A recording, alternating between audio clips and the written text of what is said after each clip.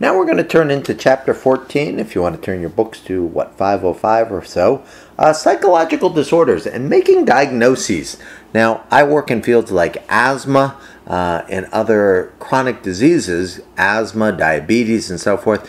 What makes those fields a little bit easier is you have objective physiological things that you can use. In asthma, we can measure lung function and compare normal lung function to somebody that might have asthma. So there are objective physiological indicators. For psychological disorders, it's much more difficult to make these diagnoses sometimes because a lot of self-report, a lot of clinician interpretations of people's self-perception. So making this happen is a very difficult endeavor. What we try to do is try to use kind of the medical model in a way, but classifying disorders can be very difficult. If you turn to 510, it's the DSM that is actually used to diagnose psychological disorders, and now we're in version, actually I think we're in version even 5 now. In version 1, homosexuality was actually considered a psychological disorder, but the DSM tries to use various criteria of things being pathological. You can look in your book according to how they actually classify things into psychological disorders. We basically follow the biopsychosocial approach on 508 that talks about biological influences and psychological that leads to this. If you turn to page 506, understanding psychological disorders, things are maladaptive, they're disturbing to others, there's a significant dysfunction in the individual's cognition, emotions, or behavior. It's very difficult to do this, though, but accurate assessment is sometimes very, very important. Let's get into next kind of the different types of disorders that I'll share with you.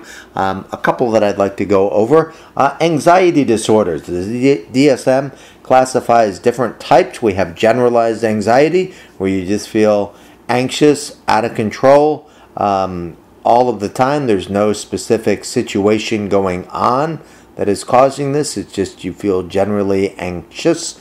We have panic disorder, which from your book, you kind of get in a panic attack and something happens and you basically have this anxiety situation. Phobias. Phobias are very common where you're scared of a specific object or an event and it causes you to have an anxiety problem. Obsessive compulsive disorder. Obsessive is where you think about something constantly, and then compulsion.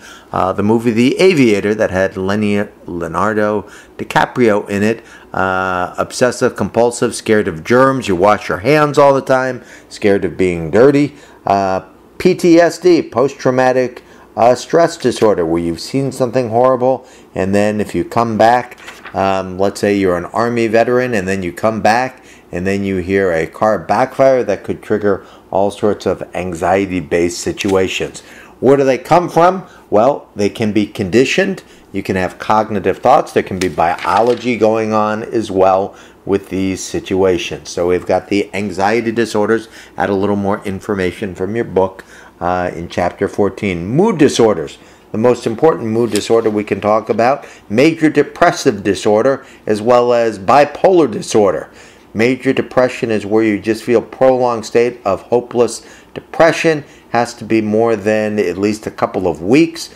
Bipolar is where you get manic phases, super happy and elated for long periods of time, and then very depressed. Very common. You can outline these from your book, the bipolar and the major depressive, on page 520. Share some insights from this for yourself. Once again, biology is very big here. Psychology is big as well.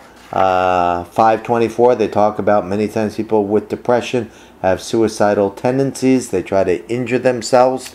Males, this is a lot more common than females for this type of thing. So mood disorders. The social cognitive perspective basically says many times you have negative thoughts that are running through your mind and they just kind of repeat themselves and you can't get out of thinking about them over and over again. And so it's stable, it's global, and it's internal. Stable means it never changes. You're never going to get out of it. If you have depression, it's global. This is always going to be the case for everything, and it was all my fault.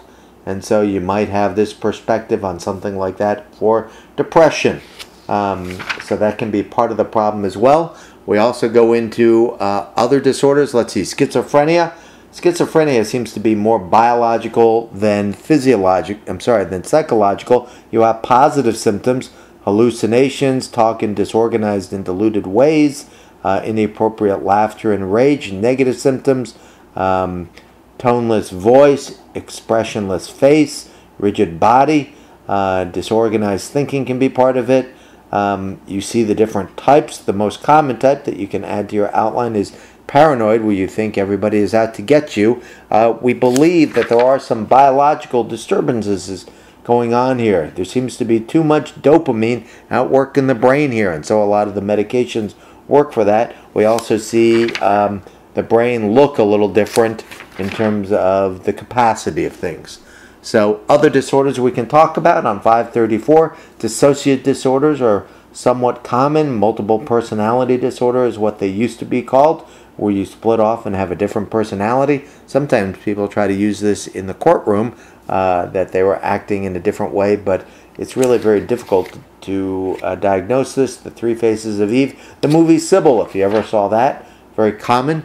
Eating disorders, very common. Anorexia and binge eating seem to be psychological in nature. And then we have the personality disorders. What I'd ask you to do is, if you can, on page, it looks like, do they have this on here? No, they actually don't have this, but the one I'd like you to do a little digging up on is actually called borderline personality disorder. See if you can find some information out about this and describe some of the hallmark symptoms of borderline personality disorder. So that'll kind of cover the psychological disorders. Add some details from your book and look up some information on borderline personality disorder. And when you find the information, have the source that you find, and once again, make sure you summarize that in your own words, what some of the key attributes are of borderline personality disorder. Thanks. Bye-bye.